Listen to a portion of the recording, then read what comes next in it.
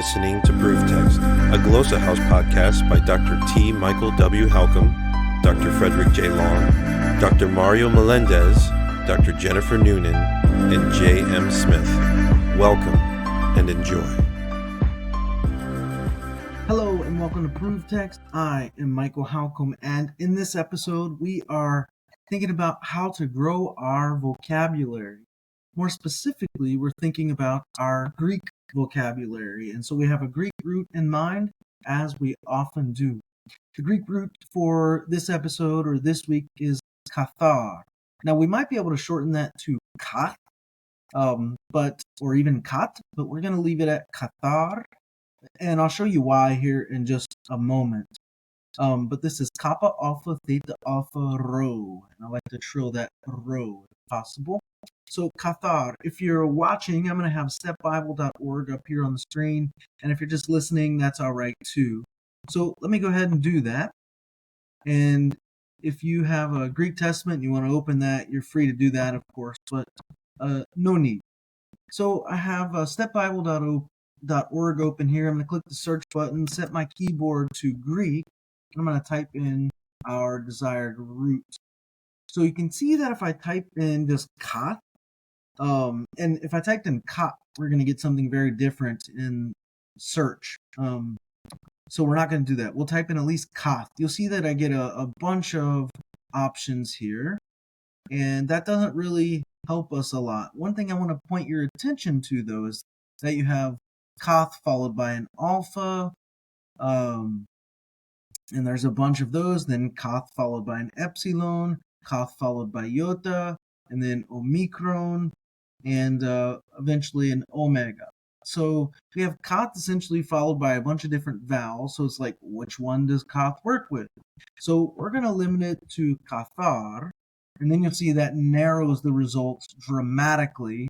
We get 4 words here with the kathar root, and that totals, I guess, a little over 200 times, maybe 230, somewhere around there, just doing that math quickly.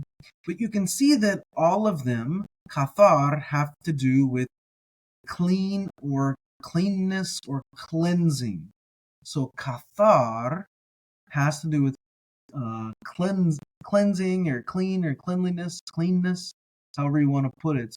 We get our English word catharsis from this. We're sort of feeling good, right? We can get like an internal flush or something like that. But kathar, let's look at just the verbal form of this, katharizo, and we'll look at a few examples. So there we go. The first one appears in the New Testament, in Greek New Testament, in Matthew 8:2, and you can see what we have here is the aorist active infinitive form katharise, to cleanse, to make clean. And this is where the man with leprosy is asking, where he says, Kyrie eanthelis dinase me katharise.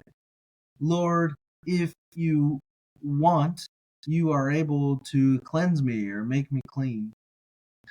Yep, so we can just scroll down and look at a couple more examples. You'll see that a number of them have a middle sense, that theta eta, that may have like a passive function within them. That theta eta is very prominent in a lot of these uses. You can see Luke 17:17, Uchi eudeka ekathariste-san. It's a question, right? Weren't all 10 made clean, or weren't all 10 cleansed?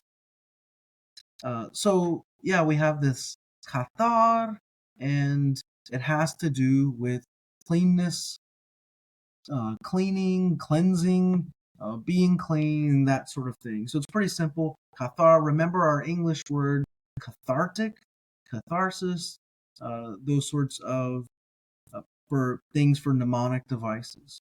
All right, well, I'm going to stop there. That's pretty easy, but still, I hope that helps. Interested in growing your ancient language skills but not sure where to start?